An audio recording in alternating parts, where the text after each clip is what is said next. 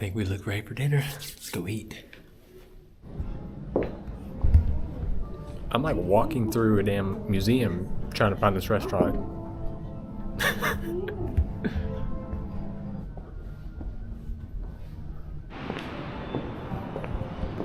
I think we're getting closer. I think we could go out, but if we just go down in here, our restaurant's somewhere around here. Oh, hot dang, here it is right here. But first let's go outside and see the view. Oh, there's a wedding. There's a wedding going on. Should we crash it? Wedding crashers?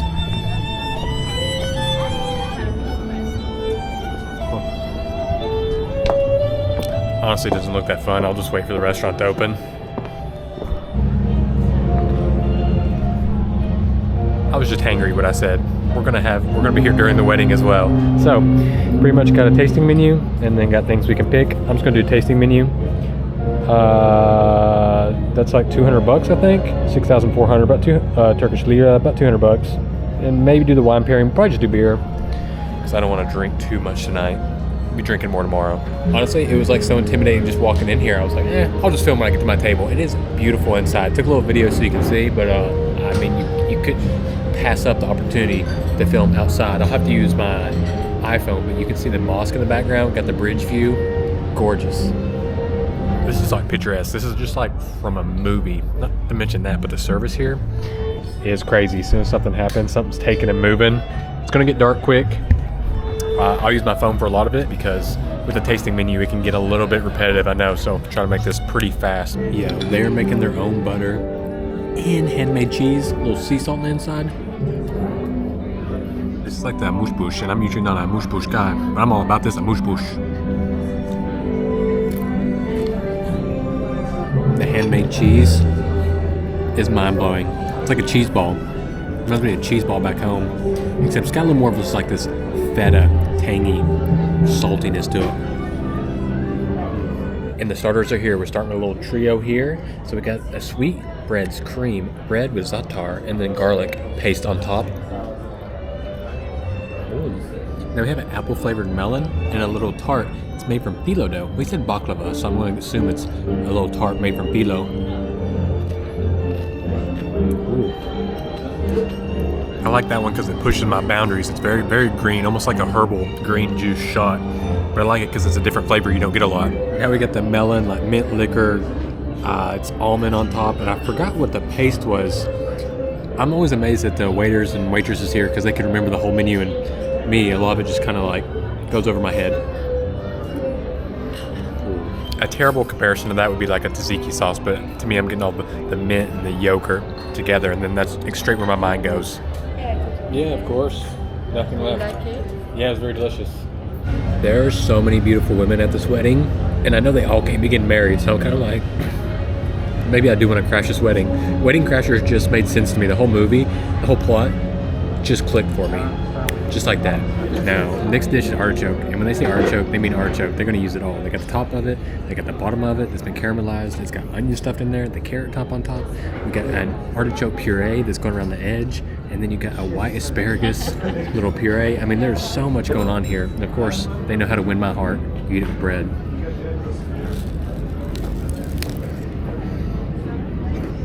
I'm just going to make it like that one place I went to with a big, big durum, and we had the Turkish bread. Just stuff it and eat it with the bread. The caramelized onion is brilliant because it kind of overpowers the artichoke. The right side, such an intense artichoke. The left side, the caramelized onion, kind of gives you something different to taste and try. So thankful to get here and get a beautifully done artichoke dish. Artichoke to me is one of the best things you can eat. I never eat enough of it, and I hate cooking it, so it's always a treat when I can go outside and eat it. I can't embarrass myself, but I really want to lick this plate. Thank you. Also, how does your cook that? That's really good. It's got beetroot in it as well? No, there is no beetroot. Just on the top, there is a beetroot powder. Okay. I think I taste the beetroot powder a little bit. But yeah, it's delicious. I love gin, so it's good. Thank you. They like made a dumpling here. So they get like a handmade Turkish local cheese, pickled kohlrabi, yogurt chips. This is yogurt, but it's a chip. It has yogurt and like carrot puree on the inside.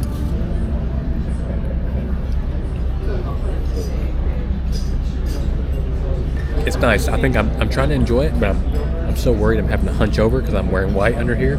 I don't want to get that beetroot on there because it's one of the worst staining things you can get on white. That's beautiful. The beetroot mixed with the cheese. Yeah, they're about to get married. Do you like Ephes? Yeah, but I like one more. Okay, well after Ephes, I do the other one, okay? You didn't tell me that. How am I supposed to know? I told you already knew with Ephes. Yeah, I do, but I didn't know you like that one more, so I'll try. I've only had Ephes. Actually, when I go out, I usually take Carlsberg. Carlsberg. Okay, you're a Carlsberg person. Yeah. Okay. Well, I'll try the next one, just to be fair, next time. Okay, I'll bring one to you next. Perfect. Thank you, brother. You're welcome. Can you believe this is a potato stuffed with peanut cream, got an onion leaf on it? It looks like a bug from the year 3050.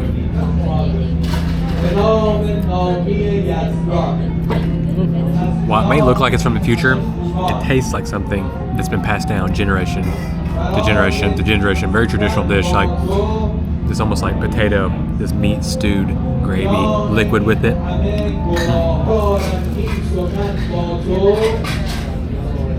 I just can't stop eating the bread here.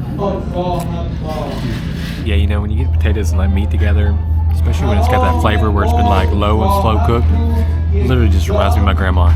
Now this next one, not because it's dark, it looks bad, but it is the eggplant. I do believe it's been dried, stuffed full of delicious ingredients like beef ribs cooked in ash sauce, whatever that means, and a cherry sauce on top. Now I'm an eggplant, I don't want to say connoisseur, but anytime I have the option to order eggplant, I get it. So I have very high hopes for this because while I talked up the artichoke, deep down, I'm an eggplant lover.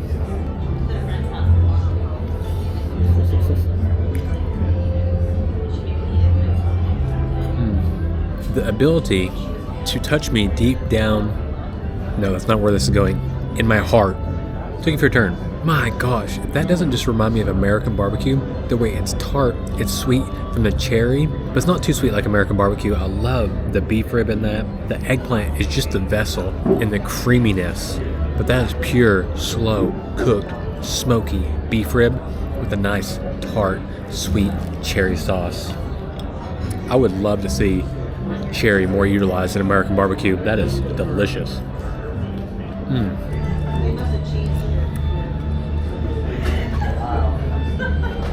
Mind-blowing. So delicious. And this like texture, almost like a mousse-like texture with that bottom base. It and artichoke are like head-to-head for best dish.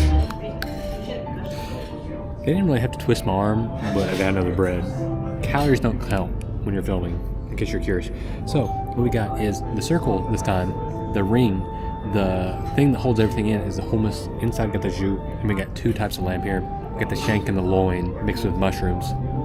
I already want to give it a chef's kiss. I can't do it quite yet, but I want to.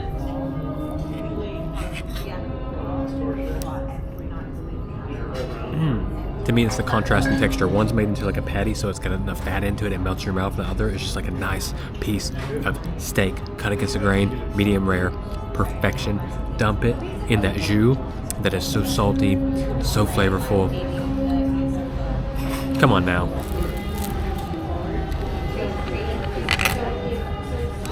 Let's play a quick game. Never have I ever said no to extra bread. If you ever say no to, would you like another piece of bread? Would you like another loaf of bread? We can't be friends. That is a red flag.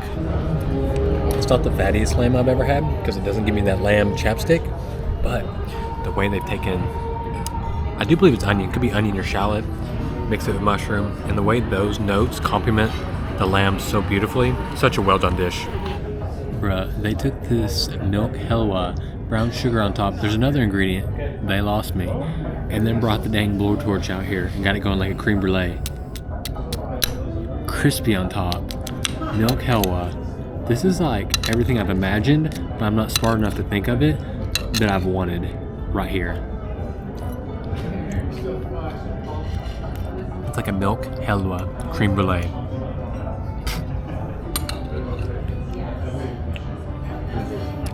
He said this was fig, clotted cream, and candied walnut. Looks like there's a little pastry at the bottom. Let's go one biter.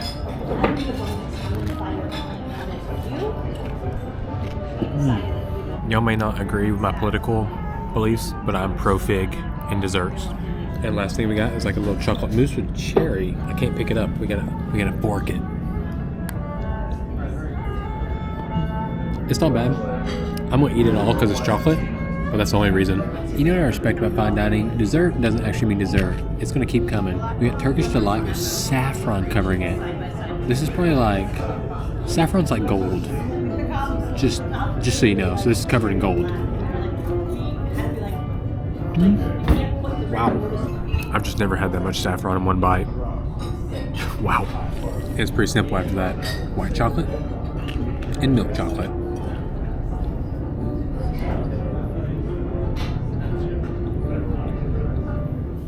Oh, what a dinner. Honestly, that was a lot of fun. It was my first time doing fine dining in Turkey, and I loved it. I think I enjoyed the modern techniques, but the food still kind of felt homey. And then just the service, man. Turkish people are just so darn humble and easy to talk to and friendly. And that just makes it so much fun to me. You don't feel like you're in a stuck-up place. I was a little nervous to film at first because it is such a nice restaurant. It's beautifully designed. You're out there on I keep trying to call it the Bosphorus River. Bosphorus River. I mean, it is prime real estate.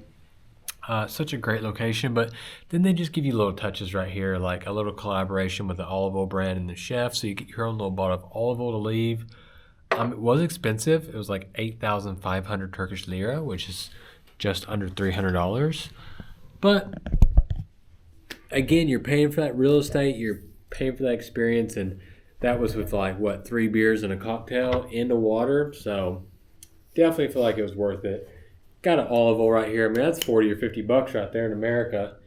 And the beauty is you got the turn down service here. Which reminds me, this hotel is goated for slippers. Look at that slipper. That is the most... Oh, it's the best slipper I've ever seen ever. I mean, it is so comfortable. It's padded. It's beautiful. And... I don't know if I showed y'all earlier or not, but they gave me a plate of fruit, whole dang bottle of red wine, baklava, and I'm going to guess that's the hotel right there, a damn brick of chocolate. We'll catch you in the morning. I got to sleep this off.